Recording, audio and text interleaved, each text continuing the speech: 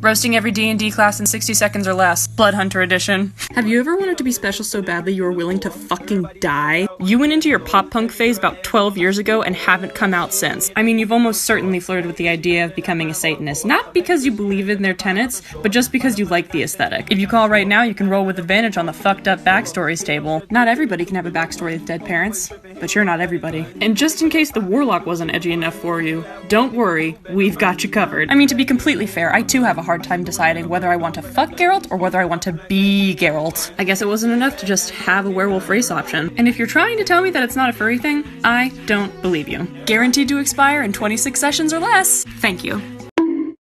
Roasting every D&D class in 60 seconds or less. Cleric edition. There's a 50% chance that you chose this class out of a sense of responsibility to your friends. And honestly, that's very cleric of you. You're either very good or extremely evil. There is no in-between. You have a Spotify playlist called Songs to Cry To that you listen to at least twice a week. Your parents still pick your outfits for you. And if you're scared at a party, you will call your mom. Did you even go to church school? You are exactly as judgmental as a paladin. You're just better at keeping your mouth shut. Which is a good thing because Christ do you love putting your foot in there. Voted most likely to hold your friend's hair back in the toilet even though you told them to stop drinking an hour ago. Jesus, take the wheel! Thank you.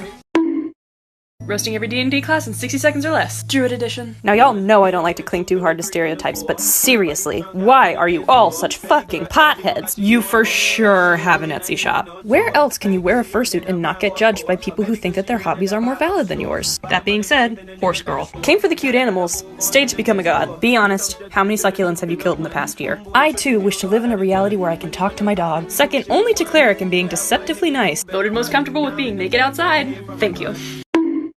Roasting every D&D class in 60 seconds or less, motherfucking Bard edition. If this is your first character, you probably thought that making magic with music would be a fun time. If this isn't your first character, you're the epitome of causing problems on purpose. Doing whatever you want without any consequences isn't a profession yet, but only because no one's ever done it as well as you have. Can somebody please get this person an Adderall? You might not have done hard drugs yet, but god damn it are you open to the idea. Who needs to be good at combat when you can just convince people to lose to you? Oh, I see your class has a specialty. It would be a shame if I were to do it better than you. Voted most likely to weaponize rickrolling. And if you don't like Smash Mouth or Wonderwall, too fucking bad, bitch. Thank you.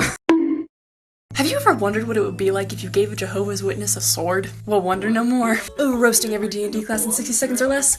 Paladin edition. How is it possible for someone to be a nerd and a bully at the same time? People can have their own opinions. It's just that their opinions are wrong. Almost equal to rogue in likelihood of straight up murdering someone because they said something that hurt your feelings. If you were in band, you played clarinet. If you were in orchestra, you played violin. People shit on warlocks for striking deals with interplanar sugar daddies, but you're really just that plus a superiority complex, so who's more insufferable here? You listen to way too much classical music. You haven't put in enough thought about what you would do if your god asked you to kill your friends, and honestly, it's more than a little off-putting. Most likely to report their own friends to the school principal. Thank you. Roasting every D&D class in 60 seconds or less. Sorcerer edition. Just to get the obvious out of the way, you were in the gifted and talented program all through public school and then dropped out your first semester at college. I mean, RIP to wizards, but you're different. Calling you a glass cannon would insinuate a level of aim and control that I simply do not believe you're concerned with. Second only to Warlock and cantrip weaponization. You are either incredibly fashionable or covered in dirt, and there is no in-between. You know, not everything has to end in an explosion. You're better than everyone, and you know it. You absolutely listen to Panic at the Disco. But if you had a theme song, it would be Prima Donna Girl by Marina and the Diamonds. Also, you do know that lawful alignments are an option, right? Voted most likely to start a fire. Thank you. Roasting every D&D class in 60 seconds or less. Warlock edition. Hey, look at that. An entire D&D class dedicated to showing that it's possible to have +5 charisma and 0 friends. And no, your Eldritch Sugar Daddy does not count as a friend. You act like a badass, but you still cry yourself to sleep listening to A Day to Remember. Edgelord. The epitome of going to college on daddy's money. You make bad decisions, and you really don't have as much of a problem with it as you should. You were probably involved in a pyramid scheme at some point, and this is your way of unpacking that baggage. You know, scaring the village children isn't actually a personality trait. And it doesn't matter how much a Black Parade Tour shirt costs in about 15 years, you are never selling your merch. I mean, I don't even have to say anything about this. Voted most likely to summon a demon. Thank you.